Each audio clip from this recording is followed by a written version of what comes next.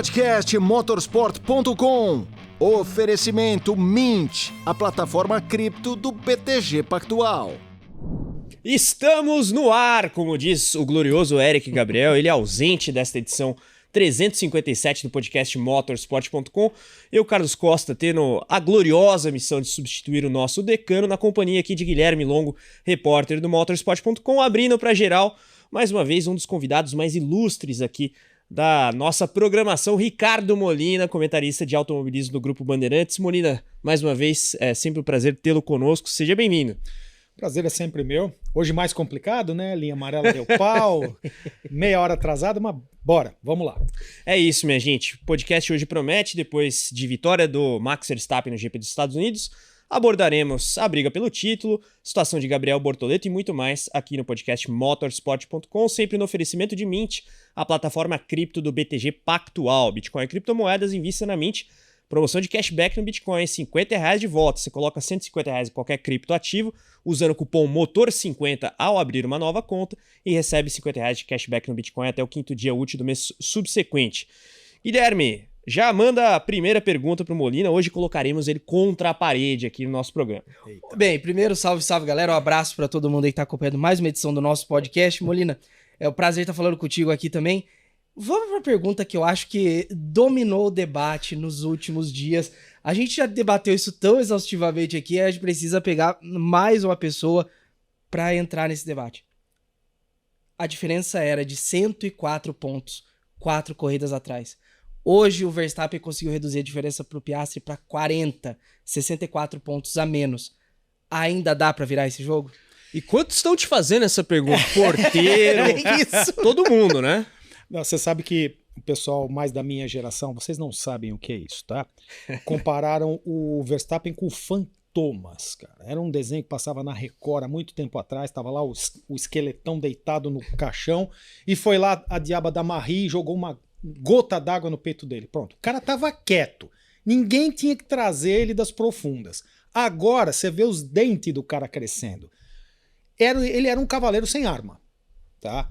A Red Bull decidiu continuar o desenvolvimento do carro desse ano em detrimento do ano que vem. Tem muito de Lohan Mekies ali querendo chegar na Red Bull e já cravar um título, tá? A partir do momento em que você olha as atualizações dos carros e vê que da Holanda até Singapura a Red Bull trouxe atualização em todas as provas e a McLaren só trouxe alguma asinha de baixo arrasto para Monza e mais nada, você entende o que está acontecendo. Verstappen sempre foi Verstappen, mas estava a pé. Agora não está mais, segura o homem. Aliás, trazendo uma declaração do Helmut Marko que ele deu nessa segunda-feira para a ORF, a emissora austríaca, isso. Ele falou o seguinte: a Red Bull ainda tem cartas na manga, ou seja, vem mais atualizações por aí. Enquanto o André Stella disse no fim de semana que a McLaren não tem mais nada para vir aí pela frente. Agora, interessante esse aspecto abordado pelo Helmut Marko. O Molina já traz o Lohan Mekies à baila aqui. Temos GP do México na sequência, rodada dupla aí, Estados Unidos e México. Muito se diz também do tal do ride hate da Red Bull, que no México pode ser uma arma pró Verstappen aí na briga contra as McLarens, né? Isso é, um circuito com alguns bumps, também zebras ali um pouco capciosas, é uma pista bem particular, o Autódromo Hermanos Rodrigues, com reta grande também. Como é que você vê daqui pra frente, começando pelo México, esse duelo Red Bull e McLaren, Molina? Vamos lá, México é uma situação bem sui generis, né? Uma pressão atmosférica muito baixa, uma pista muito alta, então tudo lá é mais crítico, principalmente o trabalho do assoalho. O assoalho vai estolar muito mais fácil. Então, uma das coisas que a Red Bull atualizou, aliás. Exatamente. Sim. Em Monza, enquanto estava todo mundo trazendo asinha fininha, eles trouxeram um assoalho extremamente revisado, que deixou o carro muito menos crítico. Ele perde a aderência de maneira muito mais difícil. Se você andar com o carro baixo no México, que já não é mais uma pista tão ondulada, tá? Você vai gerar mais downforce, mas fica crítico. Qualquer modificação, você perde essa aderência de uma maneira muito mais fácil. Pelo que a gente está entendendo, principalmente nas fotos laterais dos carros, em determinados pontos do Circuit of the Americas, a Red Bull está andando realmente muito mais baixa. Não é pouco, não. É muito Conseguiram, mais né? Porque era um problema Sim, do carro. Exatamente. Para não sentir nem o problema de desgaste da prancha central, É porque o carro está muito estável, ele está baixo e não varia. Deve estar com a suspensão dura, que só o cão, tá? Os pilotos devem estar sofrendo com isso fisicamente, mas o fato é que o carro está estável e com muita aderência. Se trabalhar só no assoalho e não ter que usar asa de Mônaco em México, que é o que o pessoal apresenta, a Red Bull tende a desaparecer. Eu disse a Red Bull, a número 1, tende a desaparecer na corrida de novo. É uma situação curiosa, porque a questão da altura do carro, especialmente no Circuito das Américas, dessas provas que a gente tem na reta final do campeonato, eu diria que é o caso mais gritante, por toda a questão da condição do circuito, onde ele foi construído, e esses bumps que esse ano estavam inclusive piores que os anos anteriores, né? Comentou isso durante o fim de semana. Os bumps, a gente conseguia ver a olho nu as ondulações. De freada, absurdo, ponto de freada, a pista toda listada. Você via. Os anos anteriores você só percebia a ondulação quando o carro passava em cima. Agora, quando você consegue olhar a pista e perceber, você fala, cara, isso aqui tá muito feio. Mais um elemento, a guerra de atualizações eu acho que é importante. A McLaren talvez tenha mudado o foco, não diria cedo demais, mas talvez não esperando uma Red Bull. Seguiu o circo, né? Pois Todo é. mundo fazendo, foi fazer também. Exatamente, porque das equipes de ponta, quem fora a Red Bull trouxe atualização recente, acho que foi a Mercedes. Mercedes trouxe algumas coisas. A própria Ferrari já tá olhando mais pro ano que vem, e aí a McLaren, tendo conquistado o campeonato de construtores com a antecedência que conquistou, vendo o Piastri com 100 e tantos pontos de vantagem, talvez tenha relaxado e não esperava uma eficiência tamanha por parte da Red Bull. Aí também o input do Lohan Mekies, embora algumas das atualizações talvez tivessem sido agendadas já na era Horner. Agora, do ponto de vista de pilotagem, Molina, eu queria abordar o momento do Max Verstappen, porque é aquela coisa, deixaram chegar, você mesmo mencionou esse aspecto na sua intervenção inicial. Contrapondo isso à inconsistência da dupla da McLaren, a gente tem um cenário interessante daqui para frente do campeonato, até porque pistas que poderiam eventualmente favorecer a McLaren, caso de Interlagos em condição de seco, né? De molhado é outra história, porque aí entra o fator braço mais predominantemente, mas o Verstappen tem um retrospecto bom no México, tem um retrospecto bom em Interlagos, é tetracampeão mundial, tá na Fórmula 1 desde 2015, ao passo que o Piastri está na terceira temporada de Fórmula 1 e o Norris melhorou, é verdade, mas ao passo que ele tira ponto do Piastri, ele não consegue bater o Verstappen, que é o que também interessa para ele. Você pintou um cenário, assim, completamente oposto das duas equipes, né? Um cara extremamente confiante com a equipe toda ao seu lado. Um cara que quase não precisa de feedback. Posso falar bunda aqui? Puta, falei. Um cara que quase não precisa de feedback de bunda no carro, porque o cara é o mestre do simulador, o feedback ele precisa é aqui, ó, e visual.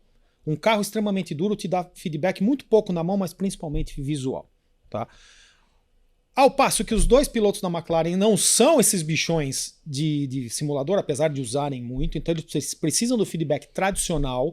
O Piastri, menos do que o Norris, tanto é que as duas suspensões são diferentes. Sim, McLaren usa dois carros diferentes. Já há algum tempo, aliás. Já há algum tempo, porque o Norris precisava de feedback na mão.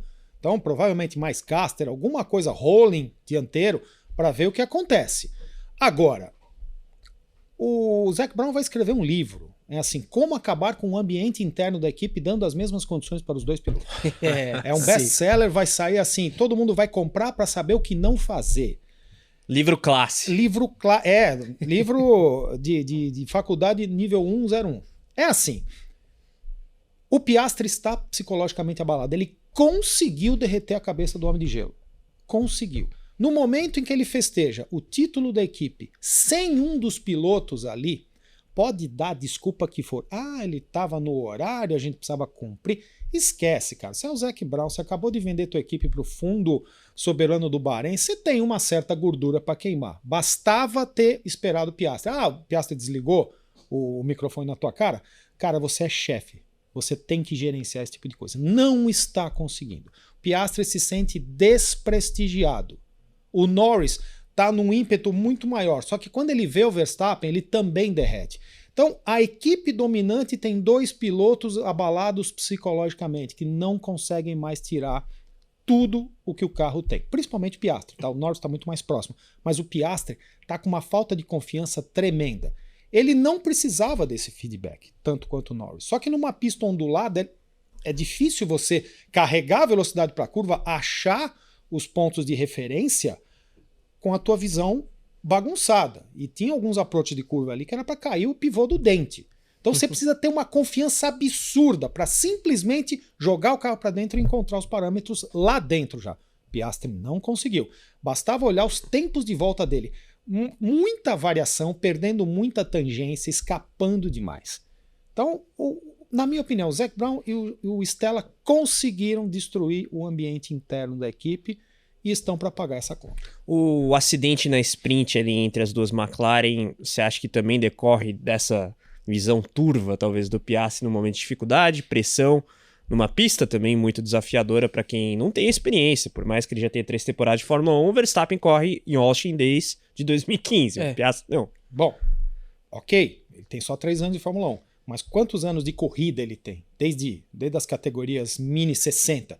Um monte. Você simplesmente entrar para dentro da curva sem olhar se tem alguém do teu lado é um erro. Tá? Acontece numa largada, né? Não na volta 20.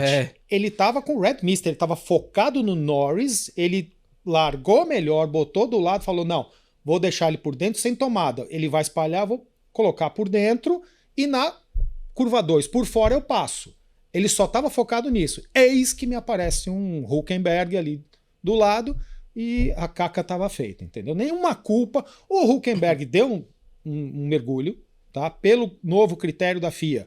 Ele não tinha o espaço conquistado, o eixo dianteiro dele não estava na altura do espelho do Piastri, portanto, ele não tinha espaço conquistado, mas ali, cara, largada. Até a FIA meio que faz um pouquinho de... Sim. Porque é difícil você avaliar todos os carros no critério novo. Cara, muda a cada décimo segundo, centésimo. Então ali não teve culpa.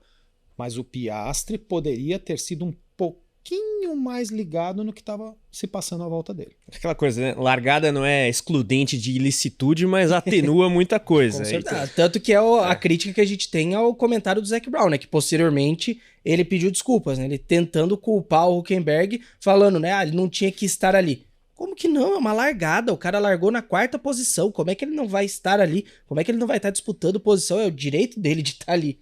Molina, falando em gerenciamento da McLaren, temos o CEO Zac Brown, chefe de equipe André Stella, confirmou que não há mais atualizações previstas.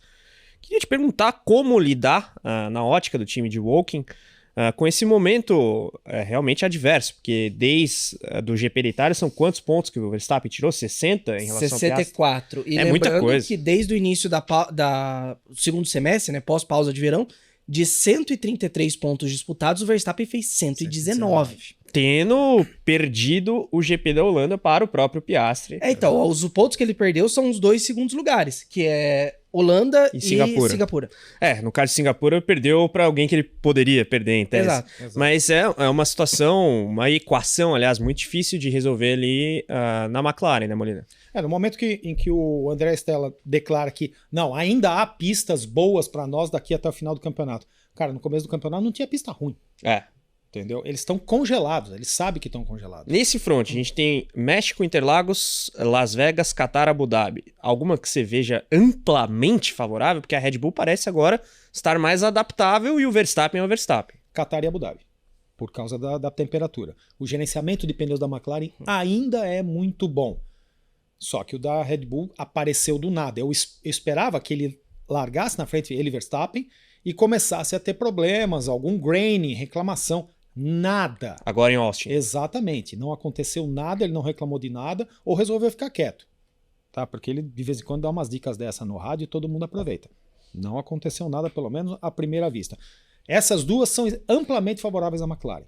As outras 3, vamos dizer assim, Las Vegas, cara, é uma loteria, cara. É complicado. Agora, México e Brasil principalmente, é uma pista de piloto.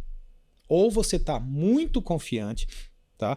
Ou você toma ali, tem curva com tangência cega, laranjinha, sabe? Uns negócios meio complicados. E se o ar da graça, né? O tempo for o que a gente costuma encontrar por aqui, aí é o caos completo e como você falou faz bem pouco tempo, vale a pilotagem de um Verstappen, de um Hamilton na chuva. Tá? A experiência vale muito. Nesse ponto, o Piastri leva desvantagem, porque por melhor que ele toque, ele não é o gênio da chuva, e ainda falta experiência para ele. Lembrando que o Norris também tem experiências ruins na Rússia, chuva. né? Rússia jogou fora uma vitória por teimosia. Não, e mais do que isso, Interlagos ano passado era a corrida pra ele capitalizar em cima do Verstappen, largando lá do fundo do grid o Max, o Norris lá na frente e ali definha a campanha do Norris. E Interlagos tem o terceiro fator, né? Porque pode estar muito quente, pode estar chovendo, mas pode estar frio igual tá hoje. Exato, 12 graus estava ontem. A gente tá aqui há 15 dias do GP e tá frio em São Paulo, no momento que já não era pra estar frio. Então pode surgir, inclusive, não só a McLaren versus Red Bull, mas a Mercedes pode ser um fator também. A gente pode ter o Russell sendo um fator muito importante nesse campeonato, seja ajudando a McLaren tirando pontos do Verstappen, ou o contrário, ajudando o Verstappen tirando pontos da McLaren. Nessa corrida de Austin tivemos a Ferrari à frente, as duas, aliás, à frente do Oscar Piastri, né? Se a gente fala do retrospecto do Norris em Interlagos ano passado, o Piastri tem essas deficiências que o Molina apontou. Então vai ser divertido de observar, além do fato de que tem duas sprints, né? Sim. Interlagos e Qatar, e o Molina citou as duas pistas em tese favoráveis à McLaren e as duas últimas. Até lá o Verstappen pode ter se aproximado mais. Ainda. Exatamente, porque agora o gap dele com relação ao Piastri é 40 pontos exatamente. Isso, e Norris Piastri 40. 14. 14. E não depende ainda totalmente do Verstappen. Se ele chegar à frente do Piastri todas as corridas, e o Piastri chegar em segundo em todas, dá 37. Ele tira 37. Então são 3 pontos de lambuja aí. Mais uma corrida desastrosa, aí depende só dele. Mas vamos lá, vale até pegar os resultados recentes do Piastri. Ele não vai pro pódio desde o GP da Itália, se eu não estou enganado. Isso, porque ele abandona no Azerbaijão. Vai mal em Singapura, vai mal agora também. Mais do que o Verstappen vencer todas as corridas, dá pra confiar no Piastri ficando em segundo, que seja, em todas as corridas? Absolutamente não. Se a gente confiar no histórico recente, não. O Piastri tá com uma crise de autoconfiança. Tá? Se de repente, em uma semana você não muda a tua cabeça. Precisa chegar assim, tirar o carro do caminhão no México, e o México, cara, é a pista da McLaren, vai lá, o Piastri ganha coisa. Aí retoma, porque ele se recupera muito rápido. Mas nada leva a crer que com trabalho psicológico tal, e de repente o Zac Brown pega ele e fala: meu garoto, agora você é meu garoto. Outra coisa, não adianta mais ter a preferência de equipe. Isso deveria ter sido tomado lá atrás. Sim. Agora que os caras não chegam nem a andar juntos, você vai ter jogo de equipe como? E pior, eles não andam juntos, e quem tá à frente é quem tá atrás do campeonato. Esse é o problema, Esquece. né? Como é que você vai favorecer um piloto que nesse momento não tá rende. bem? E aí vem aquela máxima, né? Do você é tão bom quanto o seu último resultado. Você olha a temporada do Piastri, tirando a rodada na Austrália, a temporada dele era praticamente irretocável. Vê, ó, China, Japão, Bahrein, Arábia Saudita, Miami, Imola, Mônaco, Espanha, pódios consecutivos, inclusive com 4 vitórias. Aí um 4º lugar no Canadá, que foi uma corrida um pouco mais atípica, teve um incidente com o Norris. Aí a gente vem Áustria, Grã-Bretanha, Bélgica, Hungria, Holanda, Itália, tudo no pódio também com mais 2 vitórias. O momento ruim do Piastri começou no pior momento possível do campeonato. E o abandono em Baku tá fazendo total diferença. Porque aqui, por mais que ele pudesse ter feito uma corrida ruim, se ele tivesse feito, sei lá, 6 pontos, 8 pontos, a situação era um pouco mais tranquila. Uma diferença de 40, que subisse para 48, talvez 50, era um pouco mais contornável do que a que a gente tem hoje. E aí vem à mente a questão de Monza, né? Ele cedendo a posição pro Norris, mas enfim, esse é um debate que deve estar acontecendo lá no café da McLaren até hoje. Pois é. Agora, eu tava olhando até aqui os resultados. Esse resultado do GP dos Estados Unidos é o 3º pior resultado do Piastri na temporada. Ele abandona no Azerbaijão, é 9º na Austrália quando ele roda, e agora 5º. O Norris, por outro lado, vem sucessivamente batendo o companheiro de equipe, né? Desde o abandono da Holanda, que não foi culpa do Norris, né?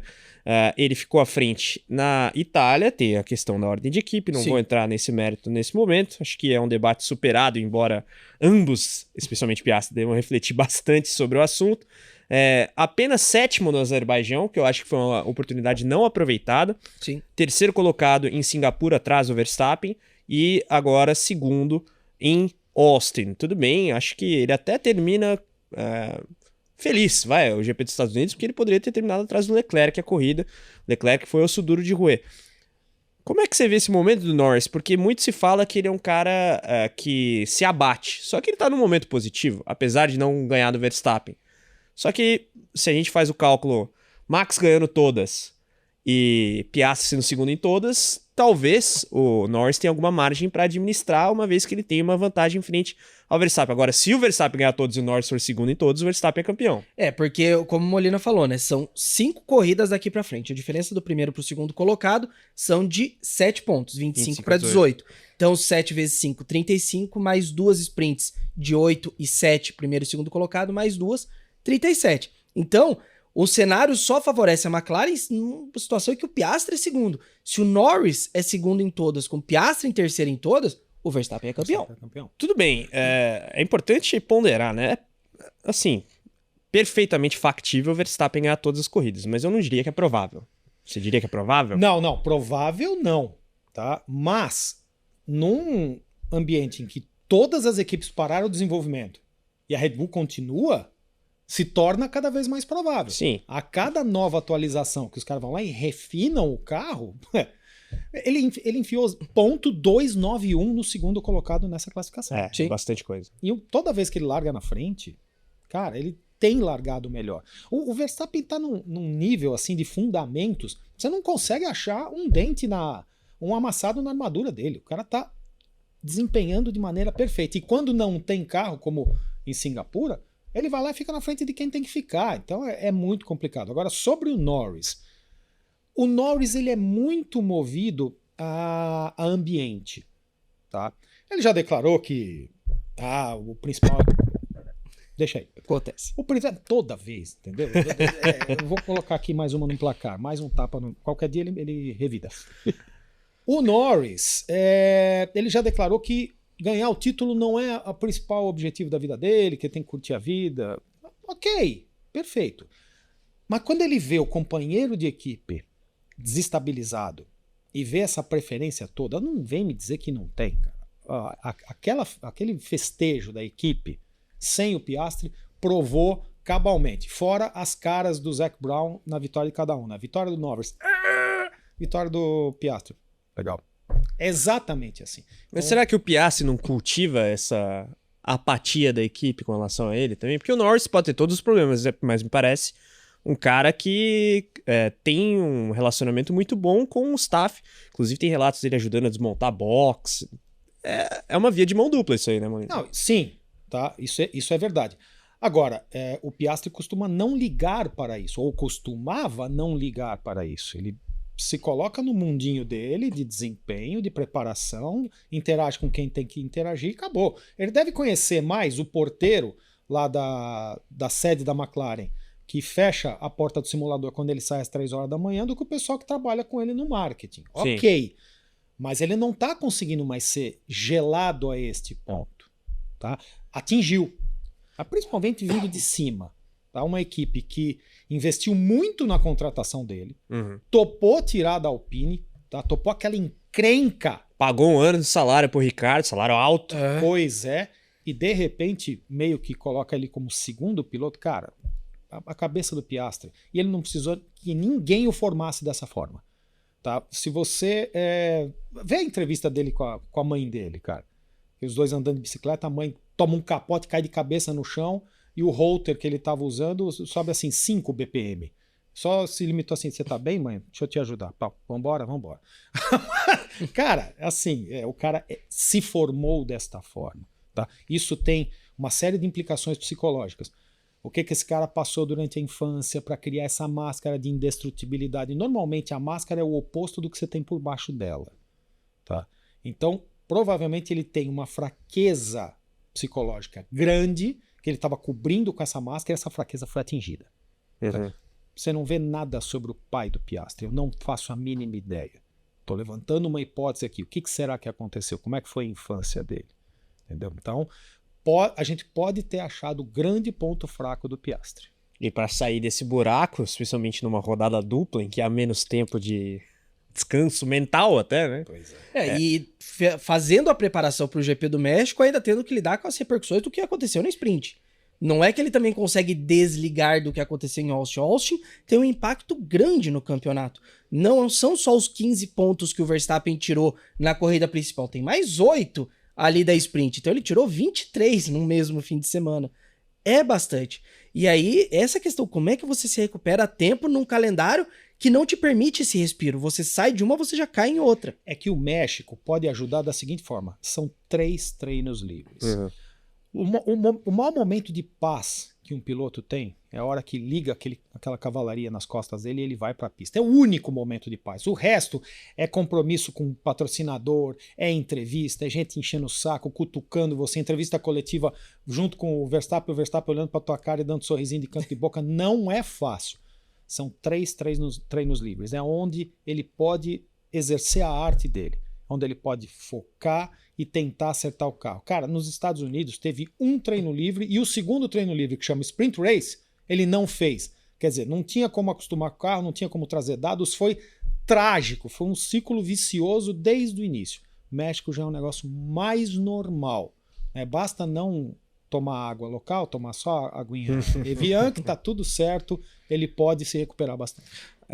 Inclusive, deixa eu só confirmar aqui. Se ele faz o TL1. Exatamente, porque a gente já teve o Alex Dani fazendo 2, mas eu não lembro quem cedeu a vaga. E a gente tem o Pato esse fim de semana, mas a McLaren não confirmou ainda quem é que faz. Agora, o que eu ia repercutir acho que é um péssimo momento, hein? Eles poderiam postergar esse negócio. O problema é que ele vai fazer onde? Interlagos tem sprint. Mexicano no México. Abu Dhabi, sei lá. Abu Dhabi, com certeza. Eu acho que Abu Dhabi corre o risco de ter, sei lá, 2 titulares no TL1. Porque a Sauber já cumpriu, etc. Mas fora o México não tem. Interlagos tem sprint, Qatar tem sprint. Você vai pôr em Las Vegas, que é um circuito de rua, e que hoje é a menina dos olhos da Liberty Media? E assim... tem razão. A Red Bull, quer dizer, o Verstappen parece um pouco mais imune a um treino livre que ele não faz. Mas pra ele não vai fazer diferença. Embora, do ponto de vista de construção do fim de semana, seja importante para o próprio Max. Mas o que eu ia abordar, Molina, essa batida, quando a gente debatia aqui, semanas atrás, as chances do Verstappen, eu sempre dizia que dependia de alguma coisa extraordinária. Entendo, por extraordinária, é uma batida entre os dois pilotos, tudo bem atenuada pelo fato de que foi na sprint, mas foi uma batida entre os dois pilotos. Como é que você vê a repercussão desse acidente da sprint nos Estados Unidos no restante do campeonato, pensando em McLaren? Não, eu não vejo nenhum problema, porque ali o Norris foi efeito colateral, tá? A batida, na realidade, foi entre o Piastri e o Hülkenberg. O Alonso também, ninguém tá falando, o Alonso vai ser azarado assim lá longe, né? Tá sendo anos horríveis para ele. Sim. Então, assim, o pessoal tá falando, não, o Piastri foi para bater e levar o Norris. Esquece, cara. Nem nos maiores sonhos dele ele poderia causar esse tipo de coisa. Então foi meramente um acidente entre as duas McLarens. Tá? Então não vai ter repercussão nenhuma. O fato é mais diferente dos dive bombs vários que a gente já viu. Exatamente. Foi mais assim um efeito na cabeça do Piastri de ter batido e não ter os dados da Sprint Race para tentar melhorar. Tentando melhorar com esses dados, talvez ele classificasse em 4º, 3º até. Tá? Foi mais um efeito na cabeça do Piastri. O Norris saiu disso absolutamente ileso, tanto é que fez o segundo tempo. Agora, uma coisa curiosa é a sucessão de fatos, né? Depois de uma largada no GP de Singapura que o Piastri reclama do Norris, sim. Agora o Piastri, por um erro de, digamos, trajetória e uma colisão com o Hülkenberg, ele acaba sendo catapultado e faz com que o Norris também abandone esse E no meio do caminho, com a McLaren falando que criou como se fosse um tribunal interno, né? Julgou o Norris, Norris tem alguma punição aí pelo restante da temporada, que ninguém sabe exatamente o que é. Até isso tá desfavorecendo o Piastri no ambiente interno. O que o Molina falou do Zac Brown escrever um livro é fato. As ordens papaya, elas tinham como objetivo criar uma harmonia dentro da equipe, mas elas estão destruindo a equipe. A McLaren vai perder, pode, né? Não vou cravar que vai perder, mas pode perder o título de pilotos esse ano por culpa própria. Olha, é importante ganhar o dinheiro do título de construtores? Importantíssimo, tá? Pro fundo soberano do Bahrein, nem tanto, mas ali pros bônus da galera, com certeza. Acho que qualquer um de nós três consegue nomear de 1950 até agora, todos os campeões mundiais de Fórmula 1. Eu não consigo nomear 1/3 das equipes campeãs. Sim. Então, é importante, você sabe para quem? Para o patrocinador ganhar o título de pilotos. É o que aparece mais, é o que fica na história, é o que vai ficar na mente do consumidor na hora da decisão de compra. 2021, vai? Você acha que a Mercedes preferia Construtores ou Octa do Hamilton? 2008. Óbvio. Pô, total. Exatamente. Então, vê se o Bernie Eccleston tá ligando que a Brabham não perdeu, não ganhou 81 e 83. Esquece, cara. É o título de pilotos que fica na cabeça do consumidor, do fã. Então a McLaren está deixando isso escapar. Tá? Com a aura, nós somos a única equipe que permite a disputa entre os dois. Parabéns. Parabéns para vocês. Todo mundo usa e faz parte do jogo. Jogo de equipe. Só vocês não usam? Vocês vão pagar Permite isso em algum até momento. página 2, né? Então, permite, mas Interfere. falsamente, né? Permite, mas assim, cara, desculpa, todas as decisões, não teve uma decisão que favoreceu o Piastri. Nenhuma. Pode ter tido assim, uma decisão que deixa o negócio igual, mas favoreceu o Piastri neste ano? Nenhuma decisão. Então é um caso a se estudar. Talvez a McLaren precise ou vá fazer essa mudança de postura por interferência dos novos donos. Tá? Porque, cara, é um povo que quer resultado. É um povo que sabe lidar com dinheiro, é um povo que tem...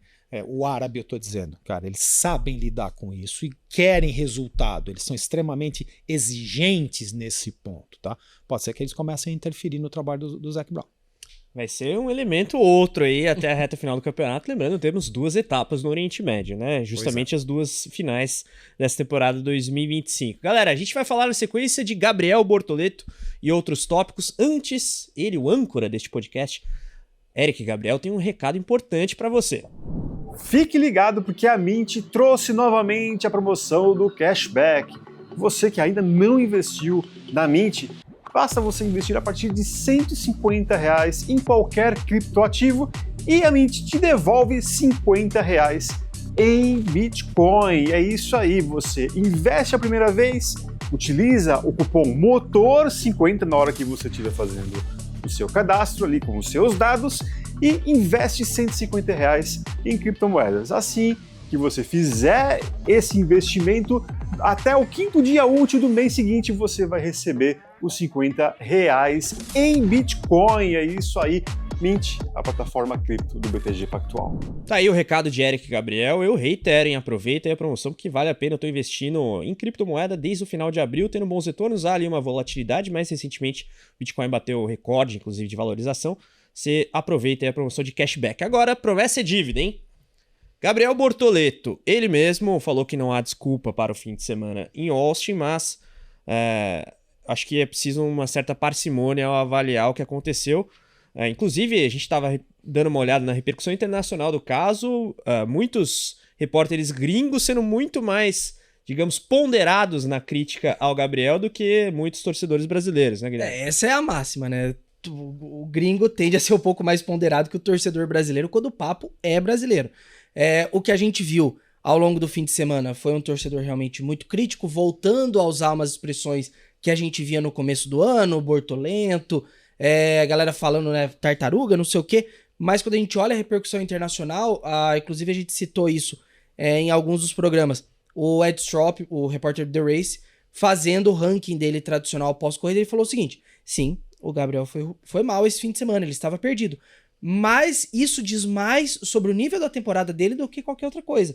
Porque, de fato, não é um fim de semana que ele cometeu erros. Tem um erro maior, que é a primeira volta rápida da classificação sprint, que é o tempo deletado por track limit. Mas não tem erro. Ele mesmo admite, é o meu fim de semana mais difícil, é o fim de semana que eu não me encontrei com o carro, eu não me encontrei com a pista.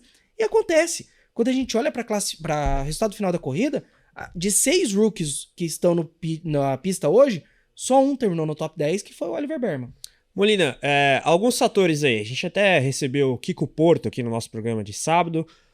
Tá no automobilismo americano há um bom tempo. Fez algumas ponderações importantes sobre o quanto que simulador em Austin é meio, digamos, pouco representativo, vamos colocar assim. Sim. Justamente por essa questão da topografia ali da pista. Ele, Gabriel Bortoleto, estreou na pista de Austin e, claro, teve o erro da Sauber num dos quales. A estratégia questionável, ao meu ver, na corrida, não aproveitando o Virtual Safety Car para fazer o pitch. Mas o Gabriel, e esse é um grande mérito, ao meu ver, do piloto brasileiro, matou no peito. Não se achou ali. De qualquer maneira, vem a crítica, e a crítica é natural, contanto que é construtiva e civilizada. Eu não vou entrar no mérito aqui de Bortolento ou Novo Senna. Sim. Queria um pouco da sua visão desse GP dos Estados Unidos do Gabriel e do que tá por vir aí pro piloto da Sauber. Exato, nem tanto ao céu, nem tanto à terra, né? Tem muita gente que nem assiste o treino, tá lá olhando o WhatsApp, ou sei lá o que, durante o treino, aí no final do treino aparece a tábua de classificação, cadê o Bortoleto? O cara é ruim. Tava falando com o Ricardo Maurício sexta-feira, tá? Um cara que tem experiência internacional, experiência nacional, tricampeão da Stock Car, e ele tá me dizendo o seguinte, ele nunca correu em Austin, mas no simulador já é difícil.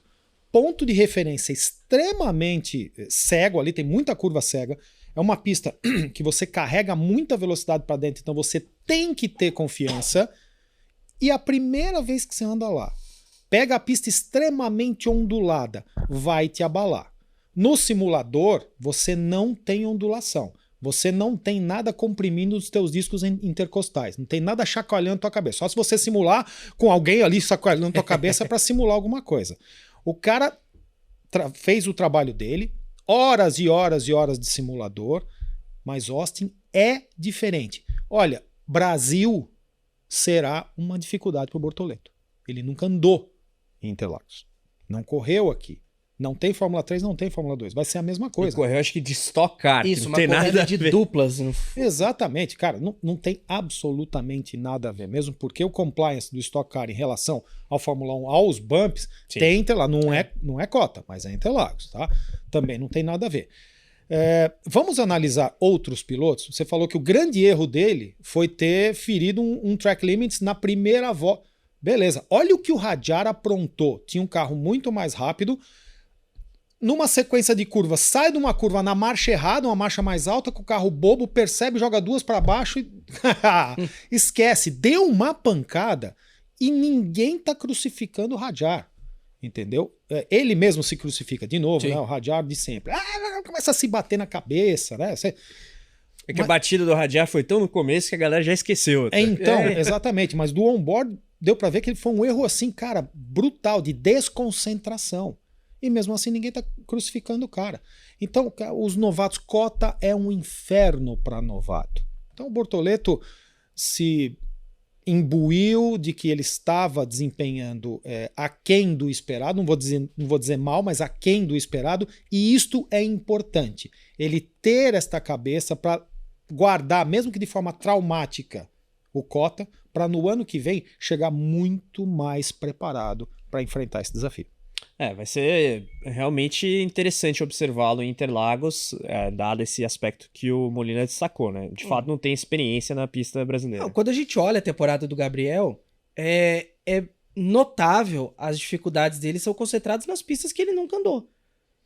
Querendo ou não, é isso. A Austrália, a abertura do campeonato é um caso à parte porque foi uma corrida com chuva. Mas onde que o Gabriel mais brilhou esse ano? As pistas europeias, que é onde ele correu de freca, de Fórmula 3, de Fórmula 2. A queda dele, por assim dizer, começou quando a Fórmula 1 saiu da Europa. Singapura e agora Austin. E as corridas do começo da temporada. Tanto que a gente precisa atualizar essa nota, inclusive, né? Recentemente a gente fez o head-to-head dele versus o Hülkenberg de classificação.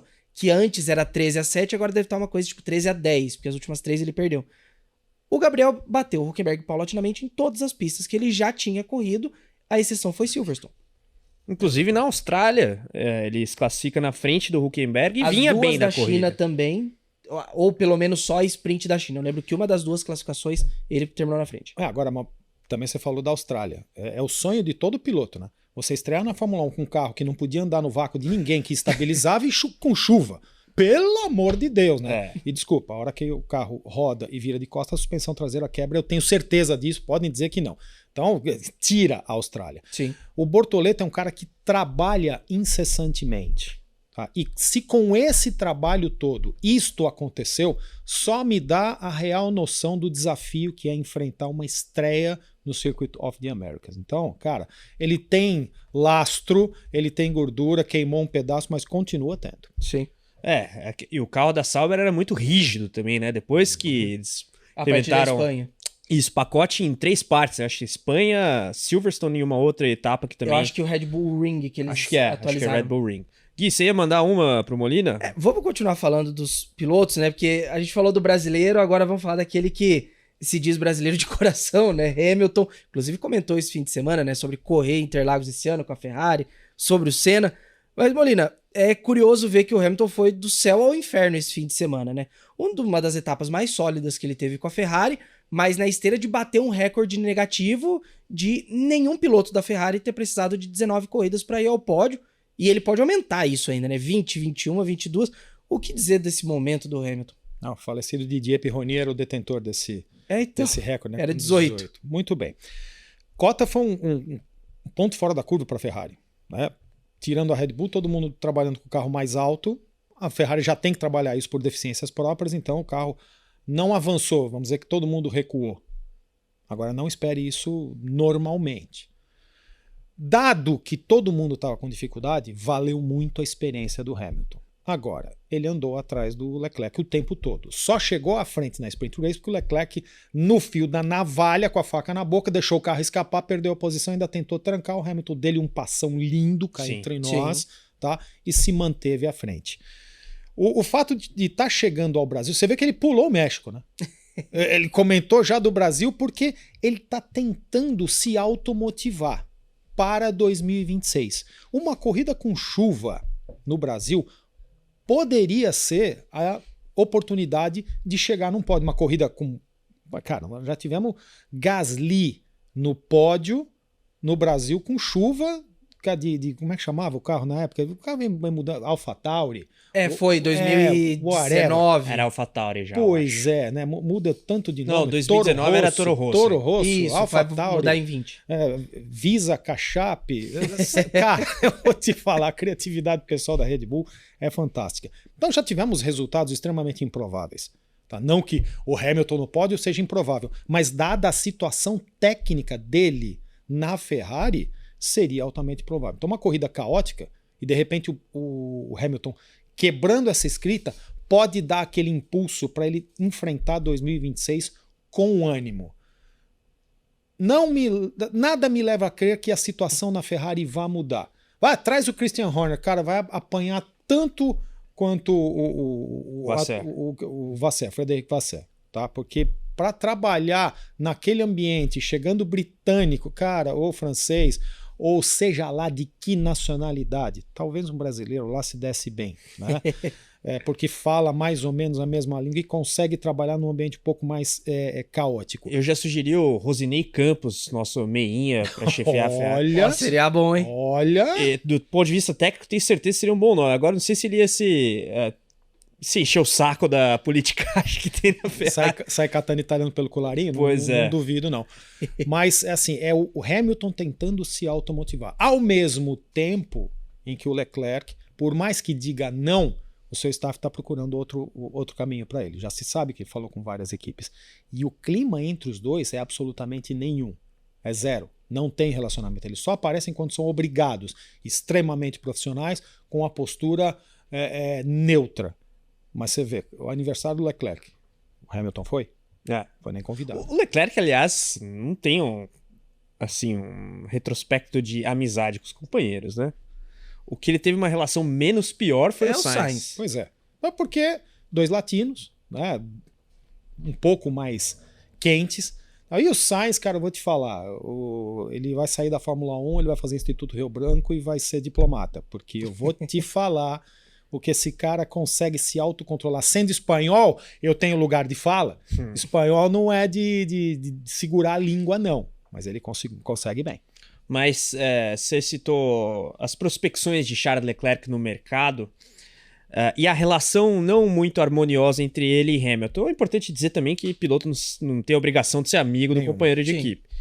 E por mais que seja uma relação... assim, distante, eles também ainda não fizeram nenhuma cagada crassa em bom português, segue a vida. Imagino que o Leclerc tomou para si como objetivo número 0 esse ano cravar o Hamilton da maneira mais acachapante possível. Você vê alguma possibilidade mais interessante do que a Ferrari em médio prazo para o Leclerc nesse mercado? Porque ainda tendo como gancho a mudança de regulamento, ninguém sabe o que vai acontecer, né, Molina? Não sabe, e eu acho que para 2026 está tudo mais ou menos escrito na pedra. Agora, para 2027, depende do clima dentro das equipes. Essa renovação por 1 ano do George Russell, tendo como parâmetro de avaliação o Antonelli, que tem essa cláusula, ele desmente, mas já vazou, tá? Ele tem que marcar X pontos a mais que o Antonelli para ter chance do 2º ano. Cara, desculpa, o cara que tem vitória, que está levando a Mercedes nas costas, que desempenhou em cima de Hamilton, ser avaliado em relação a um novato, para. Então o clima já não está lá, já não está bom. Piastri dentro da McLaren, já discutimos a exaustão. E Leclerc dentro da Ferrari. Um giro, assim, vai, Leclerc, Mercedes, George Russell, McLaren, Piastri, Ferrari. Não é totalmente improvável. Tá? As peças estão criando teia de aranha nesse tabuleiro. Mas esse teu xadrez está faltando uma peça importante. E qual é? Max Verstappen. Se ele ganhar o 5º título, ele anda mais 1 ano e para.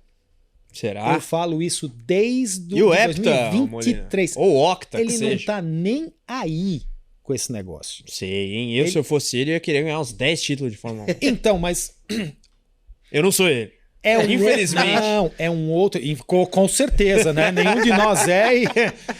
Não precisava nem ter o dinheiro na conta, basta guiar o que ele guia. Né? O GT3 dele em Nürburgring, pra mim, já tava bom. Ter andado de GT3 em Nürburgring Sintomático. já me leva a confirmar, porque é um negócio que eu já tinha na cabeça, que ele tem olhos para outros lugares do mundo. Tá? Não é um cara fanático por Fórmula 1. Ele gosta de correr. Tá? O fanático por Fórmula 1 é o outro Verstappen, o pai. Tá?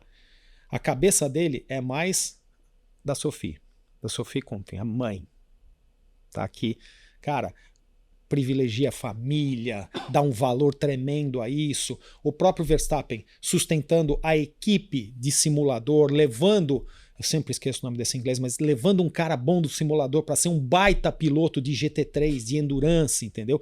Ele tem olhos para outros lugares. Desde 2023 eu falo, se ele ganhar 5 títulos na sequência, ele não vai estar nem aí de chegar no Hepta, no Octa, 100 vitórias, 103, não vai estar nem aí. Ele vai querer se divertir. Diz ele que não foca na Tríplice Coroa. E eu, sinceramente, não vejo ele andando em Indianápolis. Mas Le Mans, Total. de protótipo. Ele falou nesse total. fim de semana que o objetivo dele é vencer, pelo menos correr, não necessariamente vencer, todas as grandes do Endurance. Então ele cita especificamente Nürburgring, Daytona, Le Mans, Provavelmente. Spa. Olha isso. Mas, assim, ele tem 28 anos. Ele pode fazer isso daqui a 20 anos. Com o mesmo desempenho? Fernando Alonso foi bicampeão de Le Mans já quase quarentão. Numa situação que só tinha Toyota andando, né? E o resto fazendo figuração. É verdade. Mas foi campeão de Daytona sem Sim. tanta dominância do equipamento. Exatamente. Mas é um cara que não é fanático por números. O Max, né? Exatamente. Tá? Então, continua apostando. Ganhou o título desse ano, mais um ano, vai tomar um pau tremendo. Por quê? Porque a Red Bull tá focando no carro desse ano. Deve ter essa história de que o motor Ford não está sendo bem desenvolvido, deve ter um fundo de verdade para a equipe chegar à conclusão, cara, não adianta focar no carro do ano que vem, nós estamos a pé de powertrain. Mas agora isso tá uma bagunça, né? Porque ora vem rumor de que o projeto da Ford tá muito ruim, aí agora surgiu uma história de que o da Audi tá Tem com mais potência do que o esperado. bagunça esse negócio pro ano que vem, hein, Molina? Não, a gente só vai ver na classificação da primeira prova do ano que vem. Não é nem no teste pré-temporada. Tá? Nós só vamos ver o começo da verdade e pior, né? Vai ser, cara, quase a mesma coisa que o começo do regulamento anterior. Na primeira corrida, tudo quebrava, nada dava certo, porque esse carro novo de 2026 tem tanta parafernália, mas tanta, que vai dar muito pau. Mas o fato é esse, cara. Eu acho que a Red Bull tá na roça ano que vem.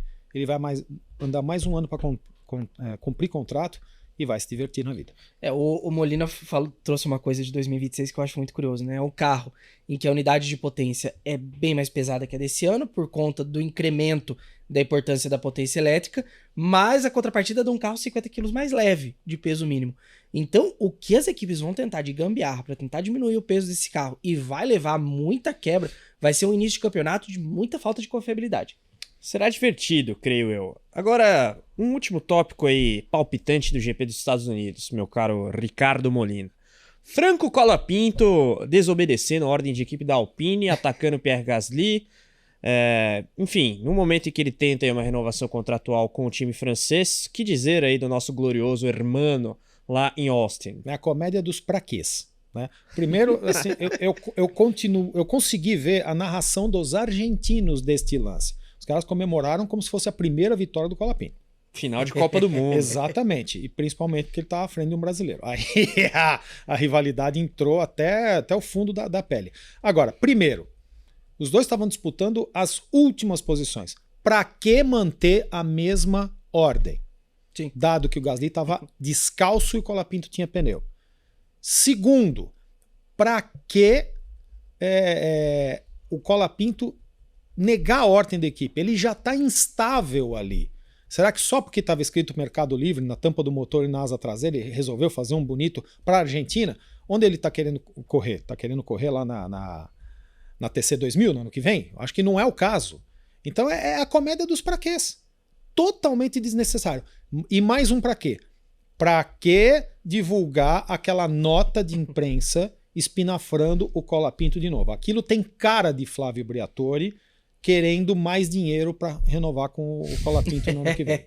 Desculpa. É a comédia dos praquês. Totalmente desnecessário. Que maravilha de equação é essa, hein? Mas é uma equação que faz total sentido. Ai, Alpine, Flávio Briatore, motor Mercedes ano que vem. Vai ser divertido ver tudo isso também se desenrolar a partir da nova era de regulamento da Fórmula 1. Bom, a gente tem outros tópicos aqui para abordar, falaremos ainda de categorias nacionais, MotoGP e tudo mais, mas, Molina, queria agradecer mais uma participação sua aqui no podcast motorsport.com. Te encheremos o saco mais vezes para a sua presença aqui nos nossos estúdios. Nunca enchem, é sempre um prazer ir para cá.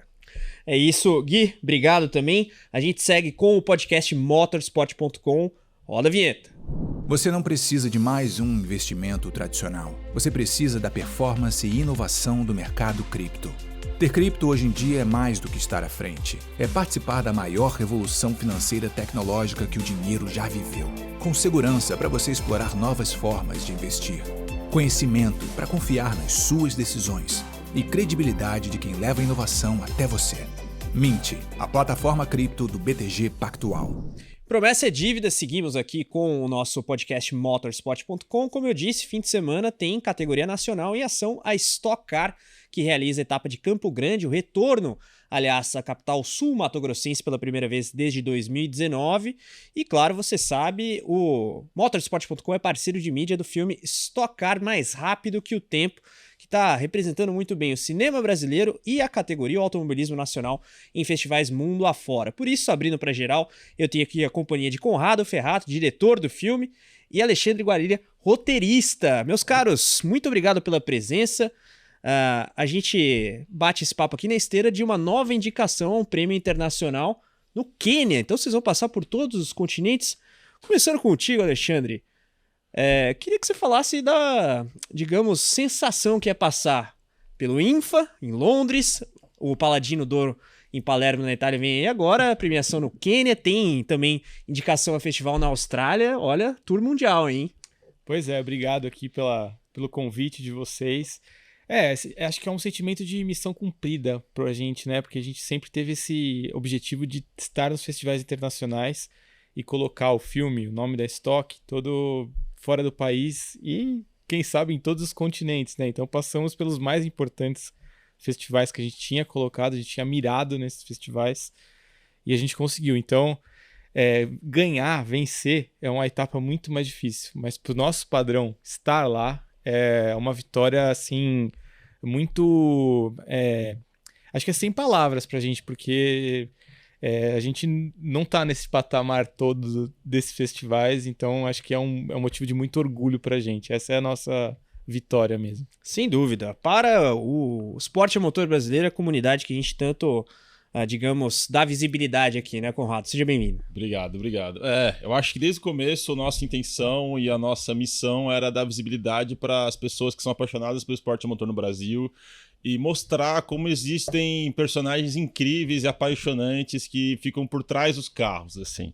Quando a gente começou a fazer pesquisa e começou a fazer as gravações, que a gente até se encontrou lá no Natal do Interlagos, estava fazendo as gravações na última etapa da estoque ano passado, chama muita atenção porque geralmente a gente tem esse vício de olhar muito para os pilotos, que são pessoas incríveis e excepcionais, porque é um esporte que exige muito do corpo, isso é uma coisa que não é intuitivo, é um esporte que demanda muito do corpo do atleta, mas também tem as pessoas que estão por trás. O automobilismo é um esporte coletivo, pode não parecer, mas todo mundo que trabalha ali montando carro, os engenheiros que tem que ter sacadas geniais para ganhar os segundos a mais, os próprios donos de equipe que, querendo ou não, eles têm um trabalho de motivação e de ter essa ideia e manter a ideia viva do esporte a motor. E, cara, com as pessoas que a gente encontrou, são todos maravilhosos e deram histórias incríveis pra gente. Eu tô muito orgulhoso do filme que a gente fez. Boa, ó, o trailer tá com o link aqui na descrição. Abre a descrição aí, você tem o link pra assistir o trailer de Stock Car Mais Rápido que o Tempo. A produção aí de Valete e Copas Filmes em parceria com a ArcelorMittal. Então, fazendo uma recapitulação geográfica, teve a premiação nos Estados Unidos, Los Angeles, é isso? Foi Los Angeles, não vou lembrar agora, você lembra o nome? É o Festival Latino-Americano de Los Angeles. De Los Angeles. Vai ter o Grand Motoring, que é outro festival nos Estados Unidos, que é do outro lado. Ele é na Carolina do Sul. Teve o INFA, que foi em Londres. Então, vamos lá, América do Norte, Europa, Quênia, África. Quênia no África, vai ser a capital do Quênia. Vamos ter na Austrália. Teremos também o Paladino d'Oro em dezembro, na Itália. E eu não vou lembrar todos. Já agora. Teve na Grécia. Teve na Grécia, na Filme Romênia. Olympiad. Romênia, veja só. Na Romênia. Eu não lembro o nome do festival da Romênia, perdão. É o Short to the Point. Short to the Point. Bom nome, aliás. Muito bom nome. Tivemos também em Milão, no FICTS, que é o Festival da Federação Internacional de Cinema e Televisão. Que é o único chancelado pelo COI. Então Isso. são filmes do comitê de Olimpíada mesmo, e a gente entrou nesse festival, mesmo não sendo um esporte olímpico. É um festival gigantesco de esportes que, inclusive, ele tem uma parte muito grande de automobilismo. No passado eles são pavilhões, assim, uma coisa bem grande que acontece todo ano em Milão.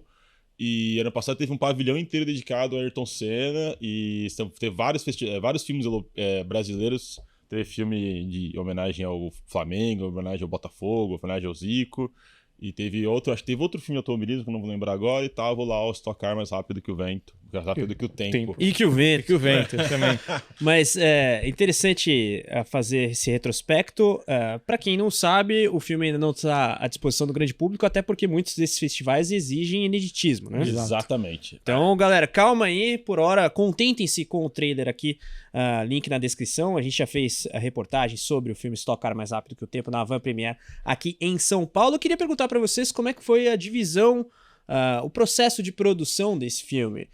Diretor, roteirista, quem ficou mais com o quê, as dores de cabeça no meio do caminho. Começa contigo, Ale.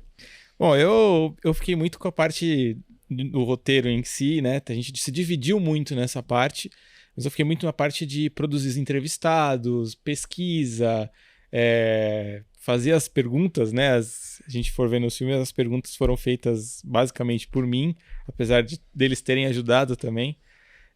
Mas é um trabalho, pelo menos o meu, foi muito de formiguinha, né? A gente caçar informação que a gente não tem, acervos e onde que a gente vai buscar esse tipo de informação. Aconteceu tal coisa no ano de 1986. Como que eu vou saber? Então tinha que ir no jornal, revista. Muitas vezes o acervo não é muito tecnológico, né? Nós somos em Jaguariúna, pro Museu da Imprensa Automobilística. Grande Miau. Jamais esquecerei Miau. Pra gente poder caçar essas fontes de informação aí. Então eu fiquei muito nesse trabalho da informação mesmo, do conteúdo, de tentar ser fiel ao que realmente aconteceu nessa linha do tempo. Até pra citar uma mineração. É uma mineração. Que é o jornalismo profundo, né? Jornalismo de alto rendimento. O Ale citou Miau pra contar a história completa, porque essa é uma boa história. Miau, pra quem não sabe, Museu da Imprensa Automotiva, isso, né? Muito obrigado. A gente, durante o processo das entrevistas, eu não lembro quem citou primeiro, se foi o Meinha, quem que foi que falou, ou se foi o próprio Washington Bezerra. Alguém citou a existência de um carro que o Paulo de Tarso dirigiu, que tinha o câmbio no meio das pernas. A gente falou, mas como assim? Esse carro, como o câmbio no meio das pernas? Como dirige? Como faz? Existiu esse carro? Esse carro existe? Daí a gente perguntou, ninguém sabia se o carro existia, mas todo mundo falou, não, mas existia uma matéria. Primeiro falaram pra gente que saiu na 4 rodas. Daí a gente pesquisou no arquivo lá na 4 rodas, não achou. E quando a gente entrevistou o Meinha falou, putz, eu não lembro se era na 4 rodas ou se era em outra revista. Aí ele citou o nome do jornalista e a gente... E eu não vou lembrar o nome do jornalista agora. Ele é famoso, a gente deve lembrar, mas enfim. E aí a gente falou, esse cara não tava na 4 rodas, né? Ele trabalhava na Auto Sport. E aí a gente achou, falou, Auto Sport. Mas e quem vai saber onde tá o acervo da Auto Sport? Não tem na internet. Daí tinha no Miau, a gente falou no Miau, ele localizou a revista, ele localizou acho que era o ano da revista inteira, daí a gente foi revista por revista, até a gente achar no cantinho a foto que tá no filme. Uma hora acha. Agora, é um trabalho hercúleo aí de pesquisa, de fato, que deve ser conjugado à parte criativa de direção. Eu imagino que, pelo fato da Stock Car não ter, por exemplo, a facilidade de acesso a imagens como tem a Fórmula 1, para dar um comparativo aí bem tangível para a galera, como é que foi preencher essas lacunas, digamos assim, do ponto de vista artístico, Conrado? Bom, a gente queria muito filmar os carros, mostrar esses carros antigos. Primeiro porque, enfim, são carros que eles têm um charme em si. Eu acho que todo carro de corrida, ele tem uma aura. E assim, quando a gente encontrou os carros, todos os carros chegaram no autódromo, foi um acontecemento. Ligar o motor dele. Deu uma arrepiada. Com certeza. Assim, todo mundo. Os carros chegaram na meia-noite do dia anterior. A gente começou a gravar às 7 horas da manhã, meia-noite chegaram os carros. E a gente ligou todos para ver se os carros funcionavam de verdade. Porque esses são carros de exibição, né? Esses carros de museu. Sim. Então eles não tem carro que não tá na área ligada há anos. Fala isso pro motor V8 que tá lá dentro. Então. O motor V8 tá até o motor V8 cansa. E, cara, principalmente o carro do Chico Serra. Que, cara, a hora que o carro ligou. Que é o V8, né? Meu amigo, tipo, a estrutura tremeu. Você fala, caralho. Eu lembro que tava conversando assim, o carro ligou atrás. Todo mundo deu uma arrepiada. Absurdo, absurdo. E a gente queria muito fazer homenagem aos carros. Então, primeiro a gente escolheu um cenário que valorizasse eles. Então, o Velocitar foi sempre a nossa opção primeira. Uhum. A gente até viu outros autódromos assim. Mas, por exemplo, por que não gravou em Interlagos? Porque é muito grande. Não geraria as imagens que gera. O Velocitar, a gente consegue filmar com drone de um jeito especial, a gente filmou com outro equipamento que é muito especial, que é o Câmera Car, que é um carro com uma câmera em cima, que permite chegar a câmera bem perto, uma câmera de mais capacidade. Então, do começo a gente queria fazer essa homenagem aos carros. A partir disso a gente começou a pesquisar quais carros. Porque também tem isso, tipo, vai pegar o Opala, qual Opala? Uhum. Então a gente queria muito pegar o primeiro Opala, pra fazer, tipo, quem começou a dinastia, fazer homenagem a esses Opalas. A gente queria pegar dos Batumurchi, daí surgiu a ideia de fazer homenagem pro Wilsinho, que é um personagem incrível, que inclusive a gente queria fazer mais projetos sobre o Wilsinho, o que o Wilsinho representou pro automobilismo brasileiro. E o Wilsinho tem a ligação do Christian, que tava começando como chefe de equipe, então você faz um arco... Que totalmente... também tem a ligação com o Ingo. Sim, que o Ingo, a família. O Ingo correu na Copersucar. O Ingo falou que o número que ele usou a vida inteira ao automobilismo era uma homenagem à família Fittipaldi. Então tinha toda essa sinergia. Depois disso a gente conseguiu... Daí depois também teve os carros que a gente consegue achar. Porque esses carros, a gente não tem todos esses carros disponíveis. Nem todos os carros a gente consegue pegar. A gente tentou, por exemplo, um Opala possível que estava no museu que tem em Passo Fundo, lá no Rio Grande do Sul. Mas não dava tempo hábil de a gente conseguir pegar o carro, botar no caminhão e vir pra cá, porque o dono não conseguia. E ele não queria também emprestar. Não, ele tinha outro... Ele tava fazendo... tinha outro evento lá. E daí, ele precisava estar vendo, então não tinha tempo hábil. É muito complexo achar esses carros. Sim, uma complexidade muito grande. Passo Fundo é longe, tá? A gente conseguiu o último carro faltando o quê? Menos de 48 horas pra gravação. Até a camisa da ansiedade não é mera piada. Foi um filme muito, muito ansioso. Aliás, assim. essa história do Opala é muito boa também, porque esse foi na unha também que a gente conseguiu, que é o Opala do Paulão, né? O 79. Isso, 79. Gladson. Isso, da Gladson. Que foi, a gente tinha um outro carro engatilhado e no fim das contas não ia ter mais, né? Acho que não vale nem a pena a gente citar. E a gente ficou nesse desespero e falou, e agora? A gente precisa de um Opala. Não, se primeira não, geração. se não tem Opala, não tem vai. filme, né? E aí, no fim das contas, saiu Saiu. com um personagem automotivo, digamos, de grande peso histórico nessa Stock Car. Sério, sim. A hora que a gente viu, a gente caiu pra cima. É. Assim, eu fiquei arrepiadíssimo. E a gente achou esse carro, quem é o dono, é muito inusitado, assim, a gente achou na internet, no YouTube, falou, precisamos achar esse cara, quem é esse cara? E aí procura Instagram, não sei o que, manda mensagem pro cara e fala, olha, é o seguinte, pelo amor de Deus, a gente precisa muito desse carro. E ele... A gente ligou, a gente fala, não, tá, tem que falar, o telefone antes a gente liga, é uma funerária. Tipo, sei que é lá, funerária, blá, blá, tipo, hã? Daí a gente ligou de novo, funerária, tipo, não, a gente queria falar com o Nelson Neto. Não, mas por quê? Não, a gente queria alugar um Opala. Ah, não, tá, beleza, espera um pouquinho. Daí vai o cara... Nunca mais, né? ele é o Nelson Neto, aliás, salve Nelson Neto. Muito obrigado. Ele trabalha numa rede funerária muito grande de Limeira e ele coleciona carros. Ele comprou o carro não por causa do Opala, mas porque ele é muito fã da Coca-Cola. Ele tem várias coisas da Coca-Cola e o carro lá tem o patrocínio da Coca-Cola e é por isso que ele tem esse Opala. Salvou a gente. Excelente história, né? Gera nervosismo, Nossa. apreensão, mas quando o negócio vinga, também é um alívio grande. Mas um acerto também do filme, eu tive a oportunidade de assisti-lo na Van Premiere, é vocês usarem, digamos, os personagens da história da Stock para até, digamos, preencher as lacunas de carros que vocês não conseguiram, como os Batomushi, por exemplo, tem Carlos Coll, tem tudo isso.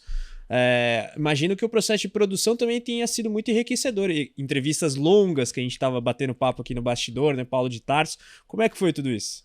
Foi ótimo, assim. Tipo, o Paulo de Tarso, por exemplo, ele abriu as portas pra gente, a gente ficou muito tempo, a gente ficou, umas 4, 5 horas, porque a gente também foi assim, a gente foi entrevistar o Paulo de Tarso na casa dele, então a gente saiu daqui de São Paulo, pegou o carro, fomos até o Paraná, a gente foi direto pra casa dele, e a gente passou a tarde com ele, e depois foi pro hotel.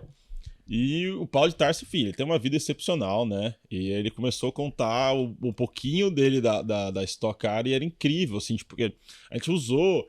Foi até, tipo, muito difícil editar a entrevista dele porque a gente usou, cara, sei lá, 1%. E a casa dele é um museu, né, cara? Você chega assim, tipo, primeiro tem aquela moto do Ayrton Senna no meio da sala, tem umas coisas mais do Ayrton Senna, e na garagem, na parte da sala, Troféus. tem todos dele, dos filhos. Mano, macacões, né? E tipo, a gente ficou. Eu lembro que, tipo, ele demorou uma meia hora pra descer, a gente ficou meio, tipo, embasbacado olhando tudo, assim, tipo, mano, esse lugar é de verdade. Então, tipo. Só de poder conversar com eles, o Carlos Coll é outro. O Carlos Coll, esses caras. Sabe aquele professor de história que dá aula em primeira pessoa? Sabe? Eu lembro quando. É isso, o Carlos Coll, ele tava em tudo, ele fez tudo e cara, um personagem muito. Ele tem uma energia diferente, assim, tem. Cara. Tipo, o Carlos Coll, ele começava a contar, assim, tipo, você parece, tipo, ele te seduz no que ele pode mudar as coisas. É interessante, assim. E é o personagem que você pergunta, ele responde tudo que você pergunta, né? Sim. Então, pro entrevistador é fantástico, porque você pergunta X, ele responde X, né? Então, foi muito bom porque a gente teve tudo que a gente planejou perguntar pra ele, ele respondeu. E a gente tava com medo dele, porque, tipo, a gente demorou muito tempo, foi uma negociação muito longa pra conseguir conversar com ele de horários e tudo mais. Acho que foi a última entrevista que a gente fez pro Carlos Coll, não foi?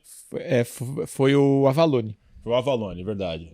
Que também foi uma coisa complexa, porque a gente teve que ir lá na Audacitec, que a Audacitec estava no processo de montagem do carro, a gente também não podia interromper. Então a gente foi só conversar com a Avalone depois que todos os carros estavam montados, ou já estavam entregues para as equipes. E acho que naquela semana a gente foi para lá, tadinho. Lembro de chegar o Avalone, a gente falou, meu Deus, Avalone, você precisa dormir, cara. Mas ele foi super, super atencioso com a gente, ele abriu o projeto do carro no computador, mostrou todas as pecinhas. E também é um cara que tem muita história, né? Demais. O Avalone é impressionante. Ele é um cara muito, muito gênio também, então E muito humilde, cara. Muito humilde. Ele fala de trabalhar na Fórmula 1 como se trabalhasse no Carrefour, né? Eu lembro que tava na Jordan 93, eu queria mostrar pro pessoal aqui no Brasil como é que era. Pô. Esses caras são a história escrita e agora em cinema do automobilismo nacional e até internacional. Pô, vocês citaram o Avalone, o Carlos Coll trazendo o WEC pro Brasil de volta recentemente, Ingo Hoffmann, piloto de Fórmula 1, e o Silvio Fittipaldi, um monstro do automobilismo nacional, enfim. Galera, reitero, ó, link na descrição aqui para você assistir o trailer de Stock Car Mais Rápido que o Tempo. Produção Valete Copas Filmes, em parceria com a ArcelorMittal, Motorsport.com, parceiro de mídia do filme. Meus caros, muito obrigado pela visita. Foi um prazer bater esse papo sobre o filme e o processo de produção, porque eu acho que para vocês também vai ficar um legado até pessoal muito grande, né, Lê? Ah, vai, porque é o que eu falo, o que a gente aprendeu nesse filme, assim, eu sempre gostei de corrida, de automobilismo, mas o que a gente aprendeu do universo, assim, é muito enriquecedor dos personagens. Por isso que eu sempre falo pro Conrado que disso a gente pode tirar muitos outros projetos. Porque a gente vai ouvindo história aqui, putz, isso aqui é uma história, isso aqui é uma história, isso aqui é uma história. Então, o legado é além dos festivais, claro que é muito enriquecedor, mas o que fica pra gente é o que a gente tira de tudo isso, desse absorver esse conteúdo mesmo que a gente teve durante todo esse processo, que foi curto, mas ao mesmo tempo muito longo pra toda a nossa carreira até.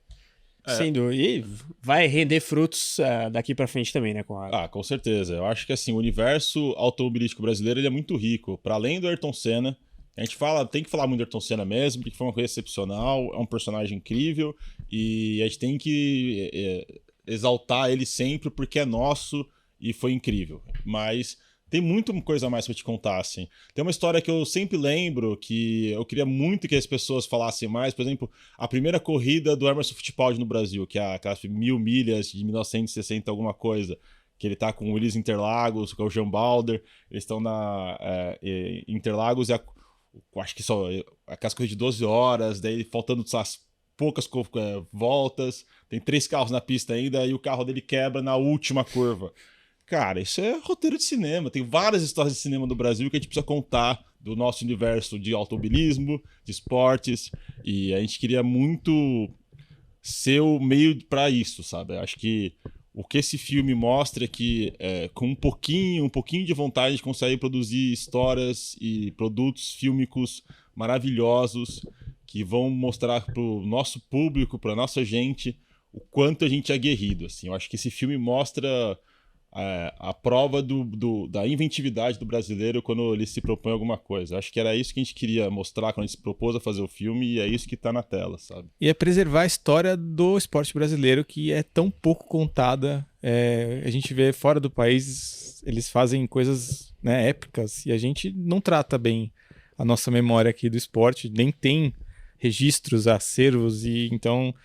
Fazer isso pra gente é um prazer por causa disso também. É uma forma de preservar uma história que não foi contada. Sem dúvida. Uma história construída com muito suor, né? Uma comunidade realmente do automobilismo brasileiro que a gente vê na Stock Car, das antigas e da atualidade também. A gente sempre bate nessa tecla da importância de dar visibilidade pro esporte a motor como um todo.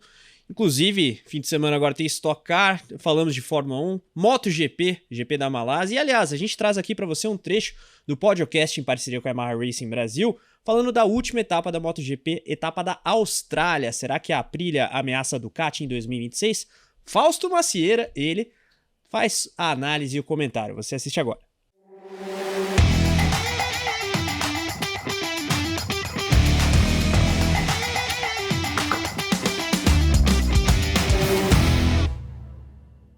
Ô Fausto, você mencionou a questão, né, da possibilidade do Marques sequer participar do teste de pós-temporada em Valência. Existe hoje um alerta real ligado na Ducati de que a Aprilia pode ser uma dor de cabeça no ano que vem? Porque o crescimento nesse segundo semestre é notável. A gente tá vendo o Bezzecchi como um piloto que está andando lá na frente. Eu acho que a Aprilia, o Savadori, apesar de não ser rápido, é um excelente desenvolvedor, a moto mostra isso, né? O Bezzecchi tem dado sinalizações também de evolução da moto, mas a Ducati oficial vai ter quem para desenvolver a moto? Se provavelmente o Marques não estiver em Valência. Tudo bem que a gente não vai ter Sepang no ano que vem e tudo mais, mas em Valência, quem vai dizer se está no caminho certo ou não? Bagnaia? Não vai ser, né? Não vai ser o Bagnaia. Acho que na ausência do Marques e o Bagnaia nessa fase para baixo, quem poderia ter experiência suficiente para falar alguma coisa? Didi Antônio e Alex Marques. O Alex Marques tomou 2 tombos no Q2, explodiu a moto e foi lá e correu, não abalou, tem uma experiência razoável com a moto. O Morbidelli também tem uma experiência razoável, mas não está fazendo uma temporada boa. Para mim, é a última Ducati, é a do Morbidelli, né? Então, quem pode... Não vai ser o Aldeguer que vai dar um desenvolvimento para eles, né? E o Dani Pedrosa falou uma coisa essa semana, falou assim, o Marques não está, não sei quanta falta vai fazer, porque ele quer a moto de um jeito que ele pilota, do jeito que ele pilota agressivamente.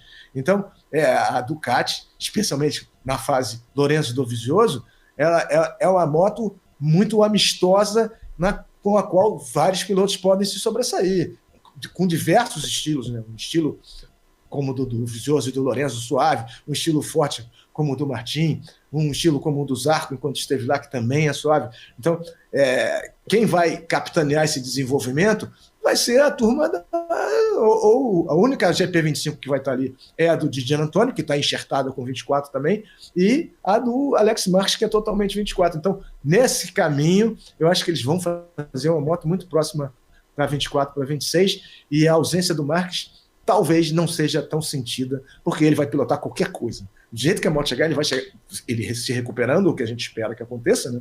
Ele vai pilotar do jeito dele, de qualquer maneira. Então, mas a Aprilia tem ali, não tem um grande desenvolvedor de moto, que é o Salvadori, não deveria ter deixado o Alex Espargaró escapar, mas escapou por quê? Pelo fator financeiro, mas de toda forma a moto está avançando rápido, e como você vai poder mudar muito pouco no ano que vem, eu acho que a Ducati vai voltar para 24 e a Aprilia vai ficar em 25, que a moto está muito boa.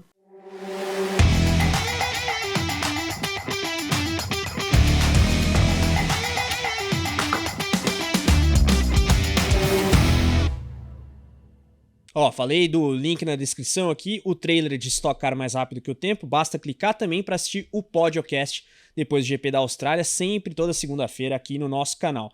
A gente vai chegando ao final deste podcast Motorsport.com, sempre no oferecimento de Mint, a plataforma cripto do BTG Pactual.